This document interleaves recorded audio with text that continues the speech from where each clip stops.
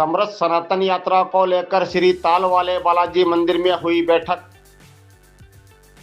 बुद्धगिरी जी की मंडी फतेहपुर के महंत संत दिनेश गिरी महाराज की अगुवाई में शेखावाटी के संतों द्वारा शेखावाटी में समृद्ध सनातन यात्रा निकाली जाएगी। इसकी तैयारी को लेकर बस स्टैंड पर स्थित श्री ताल वाले बालाजी मंदिर में संत दिनेश गिरी महाराज के सानिध्य में बैठक का आयोजन रविवार देर शाम किया गया।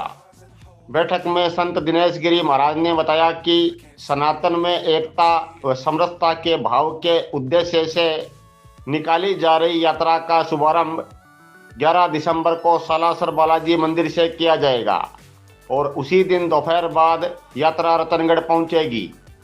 रतनगढ़ में सभा का आयोजन होने के बाद रात्रि विश्राम के बाद यात्रा 12 दिसंबर को सरदारसर के लिए प्रस्थान करेगी। बैठक में यात्रा की तैयारी को लेकर समिति का गठन व विस्तार से चर्चा की गई। दिनेश गिरी महाराज ने ज़्यादा से ज़्यादा संख्या में यात्रा में पहुंचकर यात्रा को सफल बनाने का आह्वान किया। बैठक में सैकड़ों सनातन प्रेमी मौजूद थे। संचालन पुजारी धनराज इंदौरिया ने किया। समरस सनातन यात्रा शेखावाटी के सभी संतों के द्वारा निकाली जा रही है।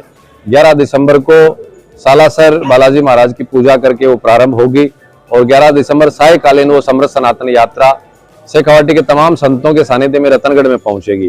रतनगढ़ में उस समरस सनातन यात्रा की भव्य तैयारियों को लेकर के आज जो एक माहौल दिखा है वो अद्भुत है, अकल्पनीय है और परिवर्तन लाने वाला है।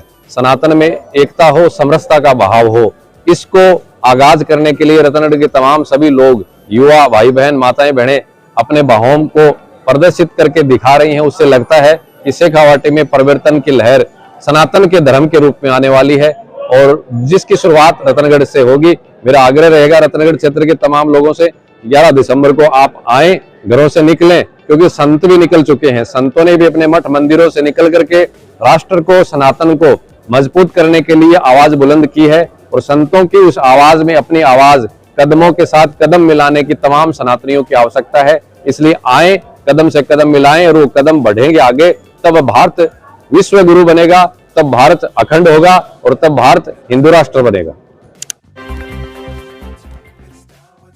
मावलियों के मोहल्ले में स्थित शक्तिपीठ जीणमाता मंदिर के वार्षिक उत्सव के अवसर पर श्रीमद् देवी भागवत कथा का शुभारंभ सोमवार को कलश यात्रा के साथ किया गया। पहले दिन की कथा में कथावाचक कृष्णानंद महाराज ने बताया कि श्रीमद् देवी भागवत कथा के सुनने मात्र से मनुष्य के कई जन्मों के पाप नष्ट हो जाते हैं। मानव के कल्याण के लिए कथा अमृत के समान है। मनुष्य कथा सुनने मात्र से अपना और अपने कुटुंब का कल्याण कर सकता है। कथा शुरू होने से पहले गनेडिया मंदिर से भव्य झांकियों के साथ मंगल कलश यात्रा निकाली गई, जो मुख्य मार्गों से होती हुई कथा स्थल पहुंची। कलश यात्रा में रामचंद्र घोड़ेला, वरिष्ठ कांग्रेस नेता रमेश चंद्र इंदौरिया, पूर्व नगरपालिका अध्यक्ष संतोष बाबू इंदौरिया, गणेश राम हरिद्वाल, बनवारी लाल बगरानिया, अंबिका प्रसाद हारिद, मांगीलाल टाक, विष्णुदत्त लुवानीवाल, मुरारीलाल पारिक, जगनलाल मीणा, हनुमान प्रसाद घोड़ेला, जगजीवन राम, अनिल कुमार, भीमराज प्रजापत, बाबूलाल शर्मा सहित सैकड़ों लोग शामिल थे।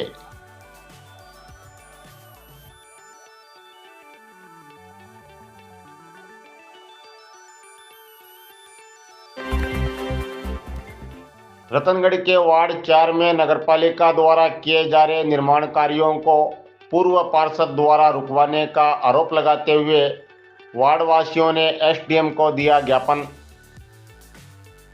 रतनगढ़ में नगरपालिका द्वारा किए जा रहे निर्माण कार्यों को पूर्व पार्षद द्वारा झूठी शिकायत कर रुकवाने का आरोप लगाते हुए सोमवार को वार्ड 4 के लोगों ने पूर्व थानेदार हनुमान सिंह शेखावत के नेतृत्व में एसडीएम ऑफिस में एसडीएम रामकुमार वर्मा के नाम ज्ञापन दिया है। ज्ञापन में लिखा है कि नगरपालिका द्वारा जनहित एवं लोगों की सुविधार्थ टेंडर निकालकर टूटी सड़कों एवं नालियों का निर्माण किया जा रहा है, लेकिन वार्ड 4 में पूर्व पार्षद अरविंद इंदौरिया द्वारा निजी स्वार्थ व राजनीतिक हितों की पूर्ति हेतु उच्च स्तर पर झूठी शिकायत कर निर्माण कार्यों को रोकने की कार्रवाई की जा रही है, जिससे वार्डवासियों को मौलिक अधिकारों से वंचित रहना पड़ रहा है। इसलिए नगरपालिका ईओ को निर्देशित कर उक्त निर्माण कार्य चालू करवाए जाए। ज्ञापन पर गजानंद शर्मा, रामावतार पुजारी, राकेश शर्मा, नारायण सिंह, पवन कुमार, नरपत सिंह सहित कई लोगों के हस्ताक्षर है। आज हमारे वार्ड नंबर 4 के निवासियों ने हमारे वार्ड के अंदर सड़कें बनी नहीं हैं, जबकि शिकायतकर्ता उन्होंने कहा है कि साहब पहले सड़क बन चुकी थी, उनके रीटेंडर कर दिए गए हैं, अवधि के अंदर कर दिए गए हैं, जबकि बिल्कुल झूठी बात है। ये ज्ञापन आपके सामने हमने दिया है, ये रिकॉर्ड की बात है, प्रमाणिक बात है कि कच्चे रास्ते जो हैं इनकी सड़क के हम बढ़ा के लाएं कच्चे रास्तों का। तो प्रमाणिक बात हमारे पास में है। जिन लोगों ने झूठी शिकायत की उनके पास क्या प्रमाण है कि वो वहाँ पर दिखा दिया साहब लिमिट के अंदर ही सड़कें दोबारा बढ़ा दी गई हैं, उनके पास कोई प्रमाण नहीं है। तो ऐसे लोगों को हम जनता के सामने बिल्कुल बेनकाब करना चाहते हैं और प्रशासन को अवगत करना चाहते हैं कि ऐसे लोगों से सावचेत रहें और विकास के कार्य को जो ठप करते हैं उन लोगों को हम कतई बर्दाश्त नहीं करेंगे, ये हमारा कहना है। रतनगढ़ कस्बे में ट्रैफिक व्यवस्था दुरुस्त करने की मांग को लेकर टैक्सी चालकों ने एसडीएम ऑफिस में दिया ज्ञापन। रतनगढ़ कस्बे के मुख्य बाजारों में ट्रैफिक व्यवस्था दुरुस्त करने की मांग को लेकर सोमवार को भारतीय जनता वाहन चालक मजदूर संघ की स्थानीय इकाई ने एसडीएम ऑफिस में एसडीएम के नाम ज्ञापन दिया है। ज्ञापन में लिखा है कि कस्बे के मुख्य बाजारों में व्यापारियों द्वारा लोडिंग वाहन सड़कों पर बेतरतीब खड़े कर माल लोडिंग और अनलोडिंग किया जाता है तथा दुकानदारों द्वारा दुकान के आगे 5-6 फीट अतिक्रमण किया रहता है। इस कारण वाहन चालकों व राहगीरों को परेशानी के साथ बाजारों में कई बार जाम भी लग जाता है। इसके अलावा बिना लाइसेंसधारी बाइक सवार 3-3 सवारियां बैठाकर बाजारों में बाइक दौड़ाते हैं, लेकिन ट्रैफिक पुलिस द्वारा कोई ध्यान नहीं दिया जा रहा। इसके अलावा सब्जी के ठेले भी सड़कों पर खड़े रहते हैं। ज्ञापन में लिखा है कि कस्बे की ट्रैफिक व्यवस्था दुरुस्त करने के लिए ट्रैफिक पुलिस कर्मियों की संख्या बढ़ाई जाए और दुकानदारों को पाबंद किया जाए। ज्ञापन पर जुम्मरमल भार्गव, सत्तार खान सहित कई ऑटो चालकों के हस्ताक्षर है।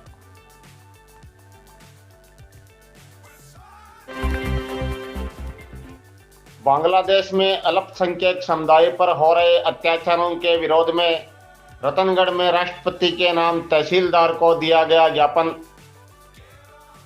बांग्लादेश में अल्पसंख्यक समुदाय पर हो रहे अत्याचार के विरोध में रविवार रात करीब 9 बजे शहर व सनातन समाज के सैकड़ों लोगों ने बुद्धगिरी जी मंडी फतेहपुर के महंत संत दिनेश गिरी महाराज के नेतृत्व में राष्ट्रपति के नाम तहसीलदार सज्जन कुमार लाटा को उनके सरकारी निवास पर ज्ञापन दिया है। ज्ञापन में लिखा है कि बांग्लादेश में अल्पसंख्यक समुदायों पर हो रहे अत्याचारों की कड़े शब्दों में निंदा करते हुए भारत सरकार से हस्तक्षेप कर उनकी रक्षा करने की मांग की गई है और इस्कॉन के स्वामी चिमन्य कृष्ण दास की रिहाई की भी मांग की गई है। इसके अलावा वहाँ हिंसा रोकने के लिए अंतर्राष्ट्रीय दबाव बनाने तथा आवश्यकता होने पर बांग्लादेश में भारतीय सेना भेजने की भी मांग की गई है। सोमवार दोपहर 12 बजे मिली जानकारी के अनुसार ज्ञापन पर छितरमल गाडगिल, ओम प्रकाश गाडगिल, मुरारीलाल पारिक, राजकुमार महर्षि, रामलाल स्वामी, ओम प्रकाश पुजारी, सुखराम जांगिड़, बद्री नारायण बंसिया, अजय गार्गी सारस्वत, एडवोकेट बजरंग गुज्जर, गौतम महर्षि, वासुदेव चाकलान, सुरेश गारू, मनीष चीनिया, हेमंत पंवार, यशोदा शर्मा, पार्षद निखिल इंदौरिया, रमेश मोयल, बजरंगलाल प्रजापत, सांवरमल सोनी, हरिराम कड़ेल, करणी सिंह राजियासर, हनुमान सिंह शेखावत, दिनेश लाहौटी, सत्यनारायण हर्षवाल, रामदेव चंदनिया, रामलाल स्वामी, सुनील कम्मा, विक्की भार्गव, धनराज इंदौरिया, रामरतन कंदोई, सुरेश मुरारका, कृष्ण कुमार रामावत, कैलाश आत्रे, राम मनोहर स्वामी, सत्यनारायण टेलर सहित सैकड़ों लोगों के हस्ताक्षर है।